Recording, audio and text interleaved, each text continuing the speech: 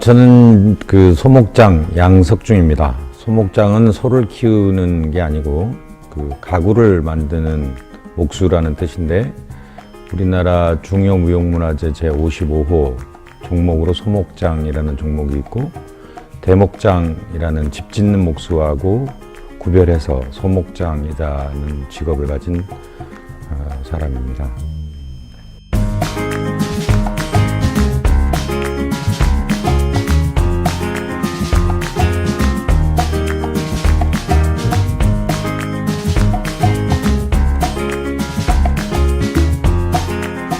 네, 저는 이제 나무를 다루고 나무가 주는 질감이라고 할까요? 그 느낌이 저하고 잘 맞고 참 좋았습니다. 그거를 가지고 이제 처음에 집을 짓는 사람들하고 같이 어울려 집 짓는 일을 좀 했었는데, 집을 짓다 보면 높은 곳에 올라가야 되는 상황도 있고, 그게 저한테는 잘 안 맞는 것 같았고, 전국을 좀 떠돌아다니며 집을 짓는 것도 그랬는데, 그래서 한 2년쯤 하다가 창호, 문을 짜는 일을 시작했었거든요. 그러다가 가구가 더 마음에 들어서 전통 목가구를 만드는 그런 소목장이 되기로 하고 공부를 시작해서, 지금은 소목장의 장자는 장인이란 뜻인데 그쯤 인정받았다 이런 생각입니다. 그러니 결국은 왜 소목장이 되었냐고 물으면, 나무가 좋아서 시작했고 집 짓다가 창호를 짜다가 가구로 왔으니까 점점 줄어서 이제 가구 하는데 매력을 느끼고 일을 하고 있는 중입니다.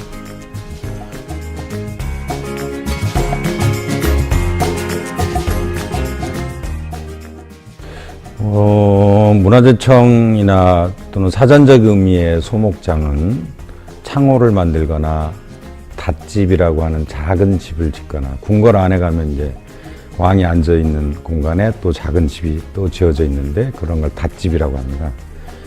또 전통적으로는 가구를 짜는 그런 분야에 일하는 사람을 구분해서 소목장이라고 부릅니다. 그런데 이제 나무로 하는 일에는, 나무를 소재로 한다는 측면에서는 뭐 집 또는 한옥 뭐 이렇게 많이 알려진 것들이 그런 것이고, 그 다음에 악기도 있습니다. 악기, 가야금이나 거문고 뭐 이런 목재가 주 소재가 되는 악기를 만드는 경우도 있고, 또는 조각을 하거나 뭐 부조를 하거나, 이렇게 목재를 소재로 하는 목수라고 그냥 일반적으로 말하는 거에는 여러 분야가 있는데, 그 중에 이제 소목장 그러면 가구라고 생각을 하시면 됩니다. 물론 창호를 제작하는 것도 소목의 영역에 들어가지만, 거기는 창호장이다라고 하는 한 분야로 사실은 요즘에는 독립적으로 활동하는 거고요. 악기 부분도 악기장이라 그래서 악기를 특화시켜서 하는 목수로 좀 또 분류가 됐죠.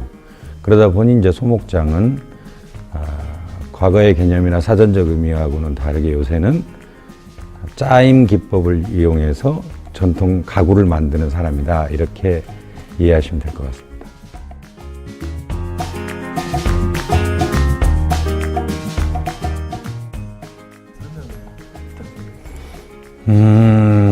이제 소목장이 만드는 가구 중에는 대개는 이제 그 조선시대, 지금으로부터 한 뭐 300년 뭐 더 거슬러 올라가는 것도 있지만, 그때부터 이제 우리 민족의 정서에 맞고 생활의 쓰임에 맞는 가구들이 발달해 왔고, 그 중에 지금 사람들에게도 의미 있을 만한 것들이 살아남아서 계속 생산이 되고 유통이 되는 이런 과정을 겪는 거라고 보시면 되는데, 대표적으로는 이제 장 종류들이 있습니다. 의복을 담거나 책을 담아두거나 하는 장 종류들이 있고, 조금 살림살이가 장을 놓을 형편이 아니면 반다지처럼 거기에 이제 수납하는 걸 다양하게 할 수 있으면서 그 위에는 이불 같은 거를 쌓아놓을 수도 있는 그런 반다지 종류들도 있고요. 그 다음에 이런 문갑 종류, 뭐 붓을 사용하던 시기, 또 벼루를 사용했기 때문에 그런 문방구들을 보관하는 그런 문방구도 있고, 그 다음에 요즘에서도 이제 함사세요 하는 혼수함이 있는데 그런 함 종류들, 그 다음에 이제 보석함 종류들, 뭐 이런 것들이 다양하게 있습니다. 그런데 이제 한국 짜임 전통 기법으로 만든 전통 목가구 중에 대표가 뭐냐고 물으면 뭐 사람들마다 다르겠지만 조금 부유층이라고 얘기하기는 좀 그렇지만 살림이 넉넉하고 집 공간이 넓다면 3층장이 대표적인 우리 전통 목가구이고요. 그 다음에 일반 서민들이나 좀 보편적으로 많이 사용했던 것들은 반다지라고 생각할 수 있습니다. 그게 이제 두 개가 대표적이고, 또 하나는 이제 현대에 와서 주목받는 가구인데 사방탁자라고 하는 것이 있습니다. 대개는 가구들이 뭔가를 이렇게 담아서 수납하고 보관하는 그런 의미에서 이렇게 면이 다 막혀 있는 경우고 문이나 이런 걸 통해서 필요하면 열고 닫고 하는 건데, 사방탁자는 사방으로 다 트여져 있어서 사방탁자라고 부릅니다. 이게 이제 현대의 서양 가구나 이런 부분에 익숙한 분들은 사방에 다 트여 있는데 가구라고 하니까 일단 그 조형적인 그런 특징이 있고, 그 다음에 이 시원한 맛이나 비례나 이런 것들이 상당히 아름답거든요. 그러다 보니 이제 요새 와서 주목받는 게 우리 전통 목가구 중에 사방탁자라는 게 있습니다. 저도 이런 3층장, 반다지, 사방탁자 이런 걸 좋아합니다. 뭐 어떤 것이 제일 좋아하는 거냐라고 구분하라 그러면 저는 뭐 굳이 구분할 필요가 있느냐. 그게 현대 생활 공간에도 아직 쓰임도 남아있고 그것이 갖는 아름다움이 집안 분위기도 잘 만들고 해서 전순공예대전에 제가 3층장을 출품을 해서 큰 상을 받았는데, 그러다 보니 아무래도 3층장에는 좀 애착이 남달리 있는 편이지만 반다지도 좋고 사방탁자도 많이 좋습니다.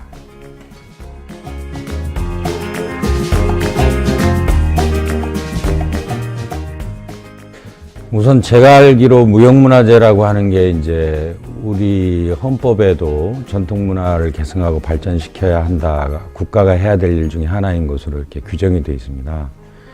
어떤 한 집안을 예로 들든 또는 한 민족을 예로 들든 하나의 나라를 예로 들더라도 자기 전통이 이어져 있고 그것이 또 앞으로도 계속 발전돼 나가는 것은 그 국가 또는 민족, 그 집안의 내력 또는 역사 같은 것이어서 평상시에는 잘 잊고 지낸다 하더라도 위기 상황이 오거나 할 때는 그것이 중심이 돼서 사람들이 하나가 될 수 있는 그 축에 해당한다고 저는 생각을 하거든요.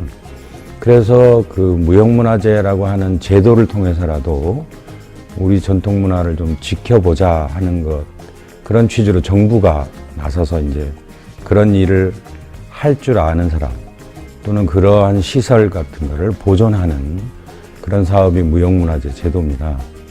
그 중에 이제 저처럼 어떤 기술에 해당하는 건데 그 기술을 구현할 수 있는 사람, 실제로 가구를 만들 수 있거나 또 그거를 전해줄 수 있는 능력을 가진 사람, 자기만 알고 가면 안 되니까 그런 사람들을 이제 국가가 검증을 통해서 무형문화재라고 하는 이제 그런 직위를 주고 그 책무를 줘서 권장을 하는 그런 제도입니다. 저는 현재 그 무형문화재 보유자이신 박명배 선생님의 첫 번째 이수자입니다. 이수자란 아까 이제 그 무형문화재 보유자가 제자를 해서 당신이 가진 기술과 그 정신을 이어주는 거죠. 제가 그걸 첫 번째 받았다라는 뜻인데, 기본으로는 3년 이상을 교육을 받아야 되고, 저는 박명배 선생님한테 8년 이상을 배워서 드디어 2014년, 2015년, 2013년에 이수자라고 하는 졸업증서 같은 거를 받았습니다. 하산해라는 뜻은 아니고 이제 내가 가르칠 바 기본은 다 가르쳤고 너도 그걸 할 줄 안다 하는 취지인 것으로 이해하고 있고, 거기서 이제 더 발전시키는 것, 그것이 필요하겠죠. 그 다음 과정은 이제 뭐 보유자가 되는 방법이 있겠지만 그거는 뭐 제 인생의 목표라고 할 수는 없고, 일종의 이제 배웠으니까 잘 발전시켜서 저도 이제 전달해 줘야 되는 사명을 가졌다라는 취지로 이해하고 있습니다. 뭐 열심히 노력은 하고 있고, 그럼에도 불구하고 그래서 최종 보유자가 되느냐 아니냐 하는 것은 뭐 제 뜻만으로 되는 일은 아닌 것 같습니다.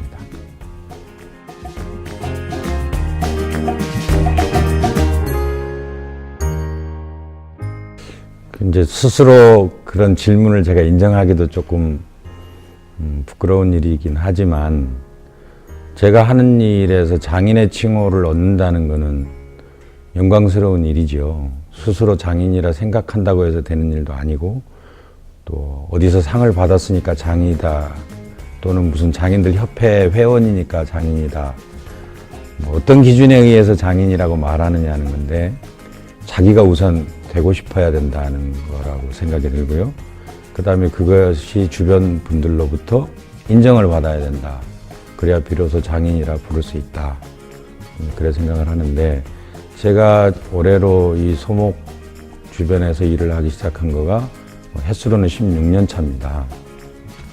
그런데 더 오래 하신 분들에 비해서 조금 더 많이 인정을 받고 있다라고 하는 질문이시라면, 저는 한마디로 얘기하라 그러면 스승을 잘 만난 거다, 이제 그런 생각을 하는데, 열심히 대패질을 한다고 해서, 그걸 한 20년쯤 한다고 해서 대패의 원리를 다 이해하는 건 아니라고 저는 생각을 합니다.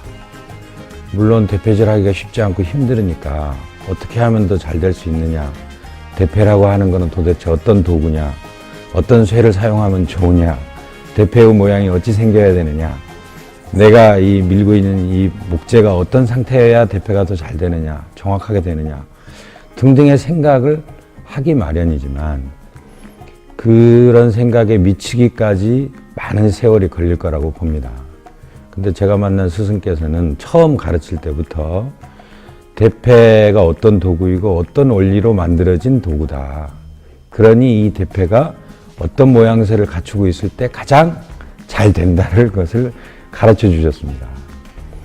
저는 그 대목이 놀라웠고, 그 원리를 먼저 이해한 뒤에 몸에 익히는 노력을 했었습니다. 그러니까 원리만 이해한다고 해서 되는 일도 아닐 것이고, 원리를 모르고 몸에 익히기만 한다고 해서 될 일도 아니라고 봅니다. 그러니까 시간 또는 본인이 들은 노력, 이거에 비해서 이루어진 성과가 어느 만큼이냐, 그렇게 이제 질문을 하신 거라면, 원리를 알고 그거를 몸에 익히고 그거를 또 발전시키려고 애를 쓰는 과정이었을 거다. 그러니 뭐 투여한 시간, 노력, 뭐 이것이 없다 할 수도 없지만, 원리를 이해하려는 노력, 그거를 몸에 익히려는 노력이 합쳐져야 된다고 보고, 저는 그렇게 노력해 왔습니다. 그러다 보니 선생님 잘 만난 덕이라고 말씀드릴 수 있겠죠.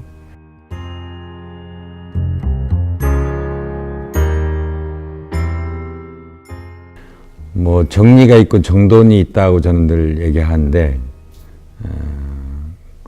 전통 목가구 또는 소목장하고는 적재적소라는 말도 통하게 돼 있거든요.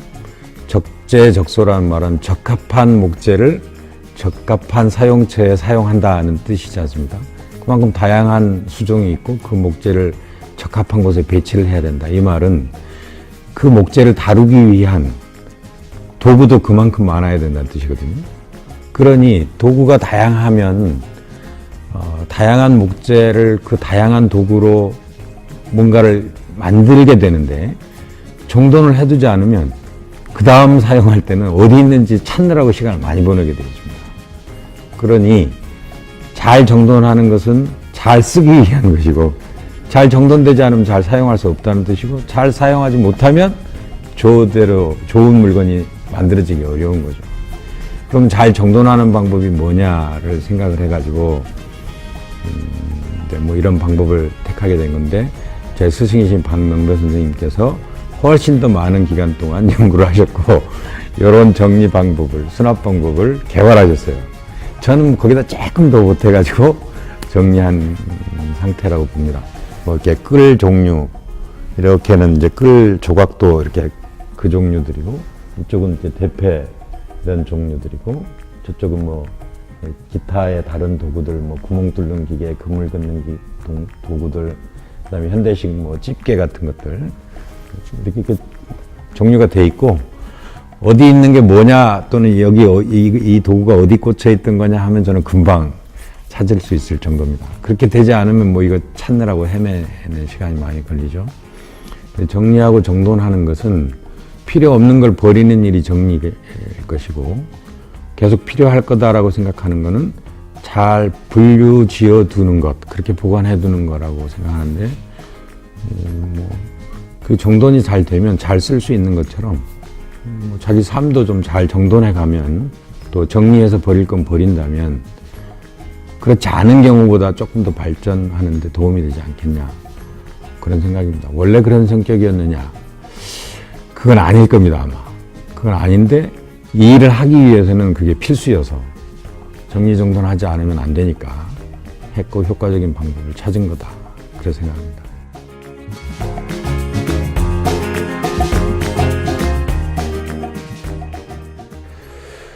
(1990년대) 중반쯤부터 제가 강화에 다니기 시작했는데요. 뭐 놀러 다녔죠. 다른 분들처럼. 강화도 그러면 되게 관광지로도 많이 알려져 있으니까. 그런데 어느 날 찾아왔을 때 이 강화의 햇볕이 다른 지역하고 다르게 굉장히 밝고 환하다는 느낌을 받았습니다. 그리고 그 빛에서 강화의 흙을 보니까 붉은기가 많이 돌고 여느 지방이랑 좀 다른 느낌인데 그 색감이 저한테 참 좋았습니다. 그래서 언젠간 내 와서 살고 싶다, 이런 생각을 많이 했는데요. 마침 제가 이제 목수를 해야 되겠다고 생각할 무렵에 초보 목수도 가능하고 나이도 상관없고 좀 가르쳐 준다고 하는 업체가 구인을 했는데, 거기가 마침 강화에 있었습니다. 그래서 내가 인연이 되는구나 싶어서 그 업체에 들어와서 한옥 짓는 일을 시작하게 됐고, 그러기를 한 5년쯤 했을 때 이제 드디어는 이사 와서 살고 싶다는 생각을 했고, 뭐 가족들을 설득하고 해서 지금은 이제 공방과 집 다 해서 이사 들어왔습니다. 그런데 그런 햇볕과 남다른 토양을 가졌기 때문에 자라는 목재도 조금 차이가 있고요. 전통적으로도 강화 반다지는 되게 유명했던 것 같고, 여러 가지 뭐 아직도 논의가 있는 걸로 알지만 팔명대장경이 고려시대 때부터 여기서 그 주조가 되지 않았느냐, 뭐 그런 지역이기도 합니다. 그리고 강화는 고조선 시대부터 뭐 고려를 거쳐 조선까지 해서 역사가 계속 나름 큰 의미를 가진 역사들이 강화 지역에 있습니다. 그러니 이제 저는 개인적으로 햇볕도 좋고 땅도 좋고 역사도 좋고 강화 반다지도 좋고 또 목재를 구하기도 뭐 쉽고, 그래서 여기다 하고 그냥 눌러 앉아서 지내고 있습니다. 그런데 이제 지역의 덕을 보니 강화 반다지가 뭐 아직도 이른바 골동품이라고 하는 가구 시장에서는 꽤 인기 있는 품목입니다. 그거를 좀 제대로 계승 발전시키고 싶은 욕심도 있고, 그렇게 하면 강화 지역에 살면서 제가 그 지역에 좀 이렇게 보답한다고 할까요? 뭐 그런 의미도 있지 않겠냐 하는 생각도 하고 있습니다.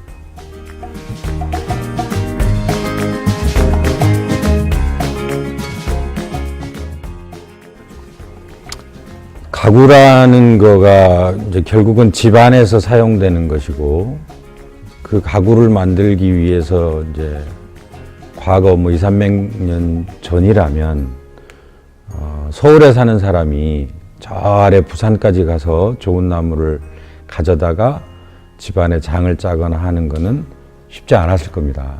무거운 목재를 옮겨야 될 것이고, 하물며 이제 한반도를 벗어나서 또는 뭐 중국까지 가서 어떤 목재를 가져와서 뭐 가구를 만든다 하는 것도 쉬운 일은 아니었을 겁니다. 더러 얘가 없지는 않지만, 그러다 보니 자연스럽게 그 우리 전통 목가구들은 주변에 있는 나무들을 사용했습니다.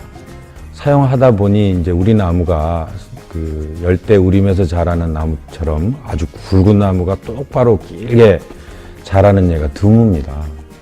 나무가 비교적 뭐 짧고 짧은 사이에 가지가 나오고 옹이가 많고, 그러다 보니까 이제 그걸로 가구를 만들어야 되니 긴 부재, 판재를 사용하기가, 또 넓은 판재를 사용하기가 쉽지 않았던 겁니다. 그러다 보니까 짜맞춤이라고 하는 게 생겨난 거고, 우리 가구를 보면 전면에서 문도 있고 머름칸도 있고 지벽칸도 있고 서랍칸도 있고, 이 전면에 좁다면 좁은 그 공간을 여러 또 조각의 면으로 분할을 했습니다. 그것이 이제 주변에서 구하는 나무가 그런 특징을 가졌던 거고, 또 여름에는 아주 덥고 겨울에는 또 건조하고 춥고 하니까 나무가 가진 그 특징 중에 수축하고 팽창하는 그런 특징이 있는데, 그러다 보니 그런 성격, 그런 기후를 또 가구가 이겨내야 되고, 그러다 보니 짜임이 발달했고, 그 작고 비교적 좁은 나무들을 활용하기 위해서 면 분할이 일어났고, 그렇게 분할도 하고 짜임도 할 바에야 조금 더 견고해지면 좋겠고, 분할도 조금 이뻐지면 좋겠고, 그 우리 나무가 짧지만 또 안에 목리가 겨울도 있고 여름도 있고 그래서 나이테가 선명하거든요. 그런 장점을 드러냈으면 좋겠고, 그런 것들이 복합적으로 우리 가구의 어떤 미적인 요소라고 하는 것으로 투영되어 있습니다. 저는 그거를 계승한 것이고, 그러다 보니 우리 전통 목가구는 우리 나무로 만드는 것이 그 원래적인 아름다움을 드러내기에 가장 좋을 거라고 생각합니다. 그렇지만 현대에서는 이제 외국에 또는 멀리 있는 좋은 소재를 들여오기고 과거보다 훨씬 쉬워졌으므로, 또 수적으로도 많은 목재를 가져올 수 있어서 활용도가 좋습니다. 가격도 비교적 저렴한 편이고요.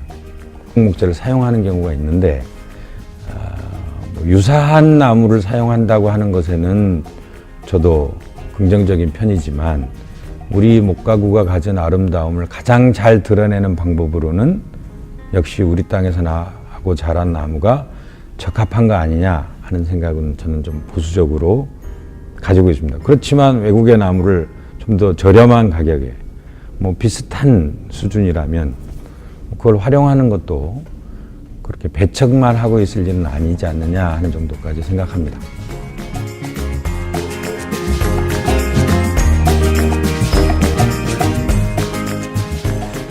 어제 굉장히 좋았고 그저께도 굉장히 좋았던 것을 오늘 부르기를 전통이라 하면 되느냐? 그러면 한 200년 전쯤에 아주 유행했던 어떤 의복의 형식이나 가구 이런 거가 오늘날에도 그대로 쓰이면 그건 전통인 거냐? 그 전통이라는 말이 상당히 어려운 말이거든요. 어쨌거나 확실한 것은 그 전통이라는 것도 그 어느 시대인가 현재였다는 거죠.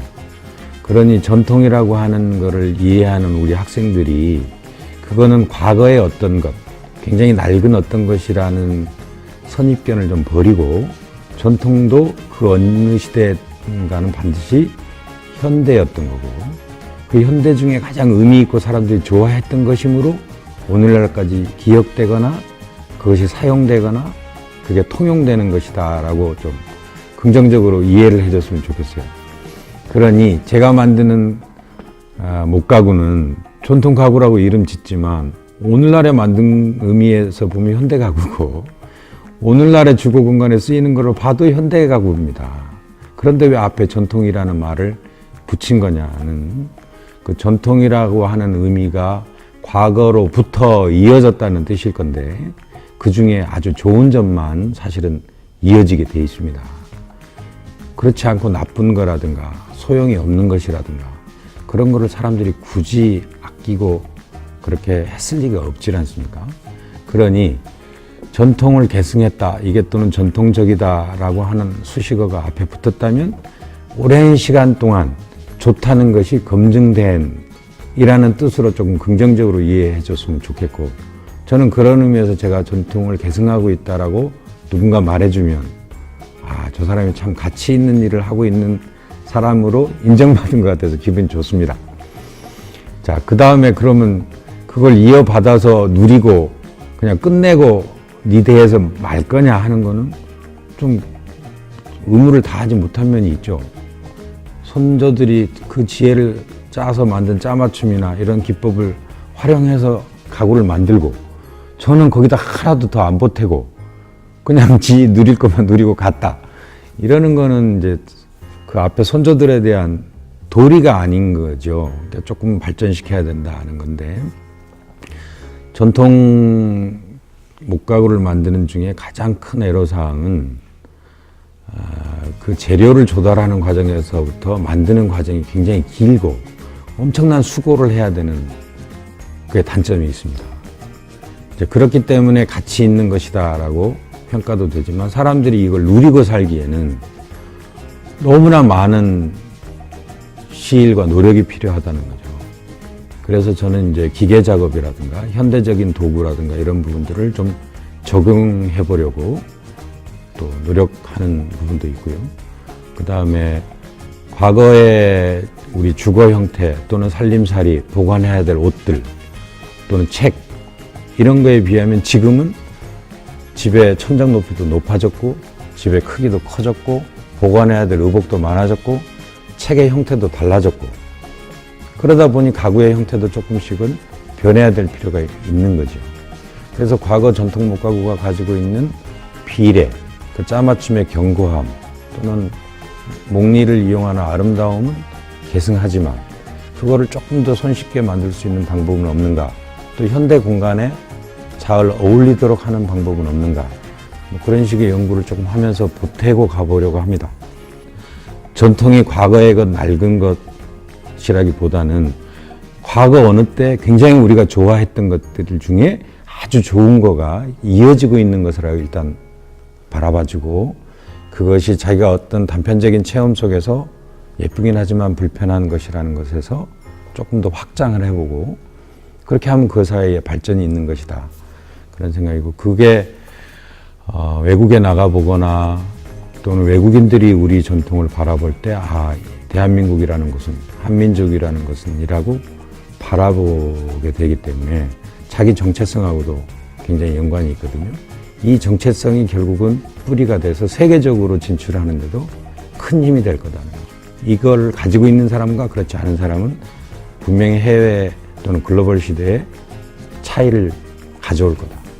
그러니 전통이라고 하는 것에 좀 더 이해를 한번 더 넓혀보면 학생들 입장에서는 핵심 경쟁력 하나를 학생 시절에 배울 수 있지 않겠느냐.